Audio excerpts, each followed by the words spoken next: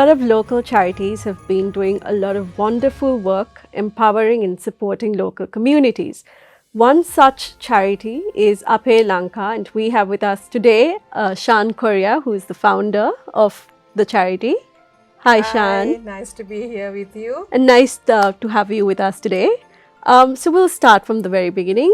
Tell us a little bit about Ape Lanka.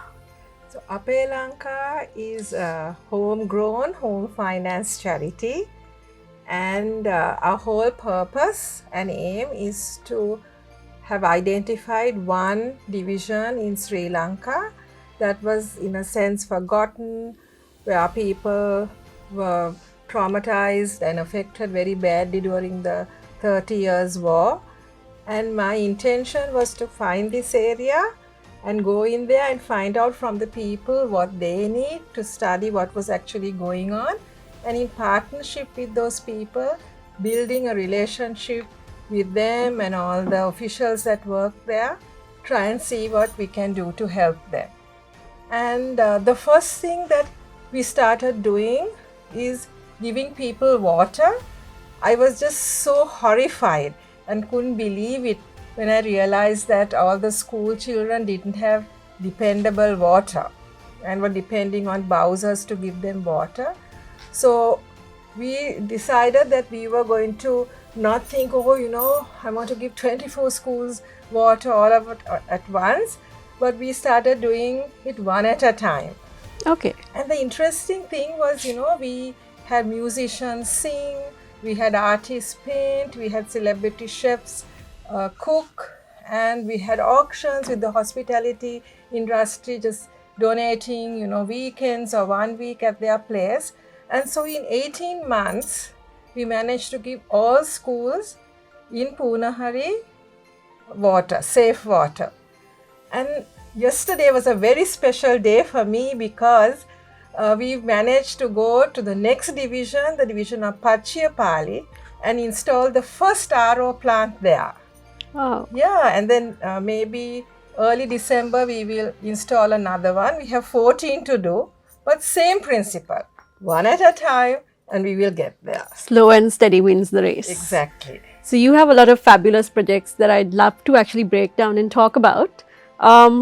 One of it was we grow our own food, which I thought was a great concept that you started. Can you tell us a little bit about Yeah, it? so once we gave water to the people, we thought, it would be fantastic if they can grow their own food because they have enough land. Some of them have half an acre, 1 acre, maybe a little less than half acre, but there is land. And when we gave water, we had this project at the back of our mind and gave everybody 7 liters of water per person per day for cooking, cleaning, washing, and growing their own food. So we finished the pilot project, and 27 home garden owners were identified, predominantly women who manage the gardens with their daughters, and the husbands also help when they don't go fishing or when they come back home from work. But that project was fantastic. And I was really touched when some lady told me, she said, here's the passbook. No, I don't have to worry about my children's education because I save money from, growing my food. So actually this growing your own food, it has benefits in two ways. One thing is what we would think, they can sell the excess crop, which they are doing, and they're earning 500 rupees a day, some of them. The other thing is because they have their own food, they save money. They don't have to go to the market and buy vegetables, or they don't have to buy maybe a little bit of vegetables. And they don't also have to travel long distances looking for vegetables which they can buy only maybe in the town. So that way also they save money. So all around the project has been very successful, and we've identified another 75 home gardens in the area that we need to plant. That's wonderful, and especially with the rising cost of living. Yes. Really valuable project, I would say. I think we should do that even in Colombo, grow our own food. Of course, of course. And I'm sure many people would love to start this initiative themselves as well. Yes. We also have the Give a Child a Bike project. Now that you were telling me, you worked with the ICCB to make that happen. Yes, they helped us a lot with that. that also what happened is when I was in Punahari one time, just chatting with everybody of what we should do. That particular year, there were 250 children who had dropped out of school because there was no dependable transport. And we were thinking, how are we going to stop this? How are we going to get these 250 children back to school? How are we going to stop children from dropping out of school in the future? So we initiated this project, and from the inception of Ape Lanka in 2016 to now, we know the children who will drop out of school or may drop out of school because of no transport or dependable transport, and we give them bicycles. Okay. So, since we was talking about the ICCB, is that how you first began collaborating with them? I first began collaborating with them on that. I expressed that there was a need. I told them that I was really upset that kids were not going to school. I mean, just because they couldn't get there. And they came forward and they sort of really pushed the project and somehow raised enough finances in so many different ways through their charity event at Christmas and talking to prospective donors, and we were able to get those 250 kids back to school. And since then, ICCB has always contributed, and that has been their pet project, or the project they have taken ownership to, in a sense. Oh, it's lovely. Then you also have Let No One Go Hungry. What is that project? How does that? So Let No One Go Hungry was a project we initiated actually doing on the onset of COVID, and we were able to give rations to quite a few of the people, a lot of people there, enough rations to last them 2 or 3 months, because we gave 10 kilos of red rice, white rice, 10 kilos of dal and flour and things. But in the whole process of doing that project, I asked this question. I said, does anyone go hungry when there is no COVID?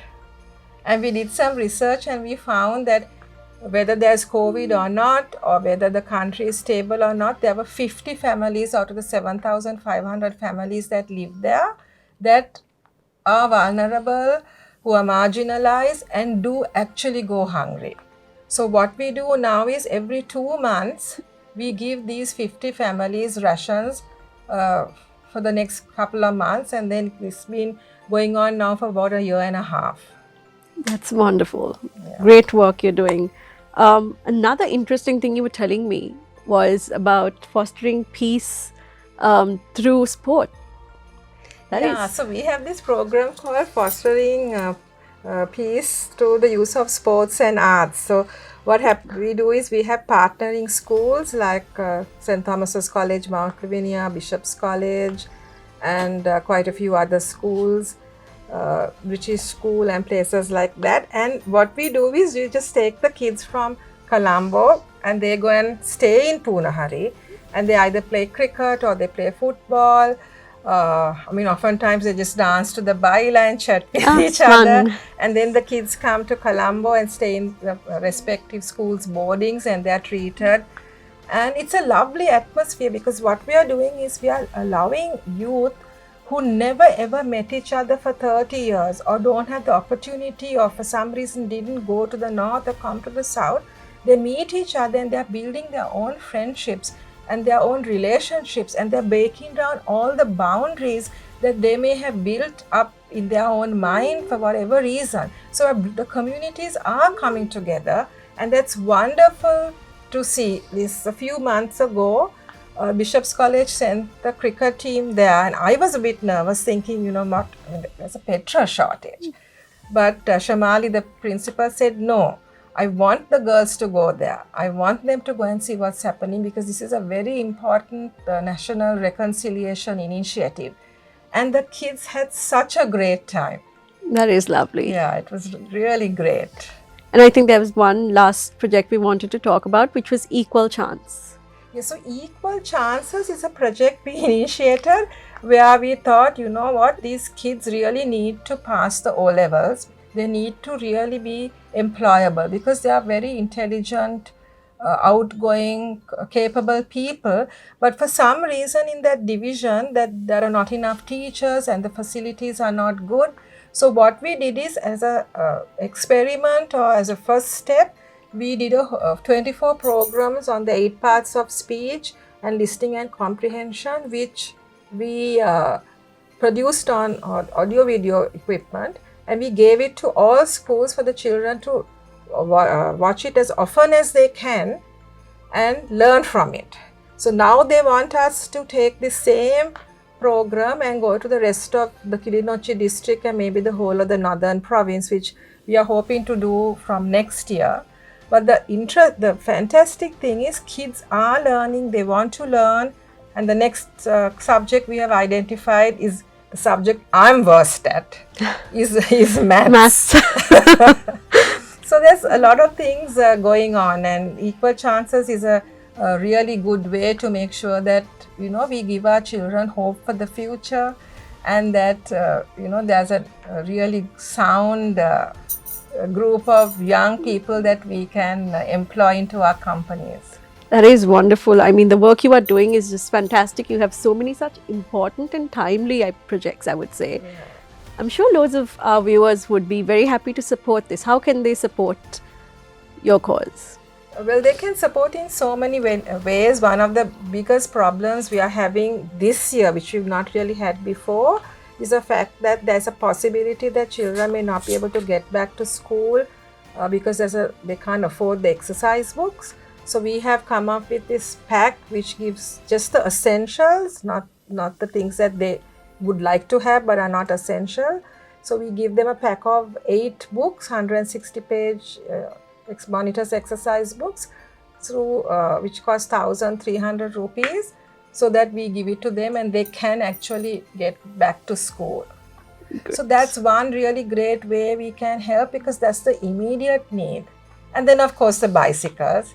And what really touches my heart, apart from the water, of course, is the home gardens. It was so lovely. About 6 months ago, I went there and I went with them and plucked all the vegetables, the bandakas, the murungas and stuff, and then sat with them and cooked on an open fire pot, and we sat and ate together. So it was really heartwarming to know that, you know, they are working hard on the project. They are so happy to have their own home garden, and they are benefiting so much. That is amazing. Now, your charity is one of few who are receiving the funds from the ICCB event. What will you be utilizing the funds for this time? Well, basically what I will be using the funds for is the bicycle project, because that is what I always associate in my mind what ICB helped me to start and get it off the ground. And we have identified about 150 children who need bicycles there. So that money would definitely go for that. And then I would use it for the home gardens. Okay, lovely. So thank you so much, and most importantly, for the fantastic work that you do. We wish you all the best. Thank you for joining us. And here's another reason you definitely need to visit the International Christmas Charity Bazaar, because they will be helping a lot of worthy local charities like Ape Lanka. So do visit it on the 4th of December at Golf Face Hotel from 11 a.m. to 3 p.m.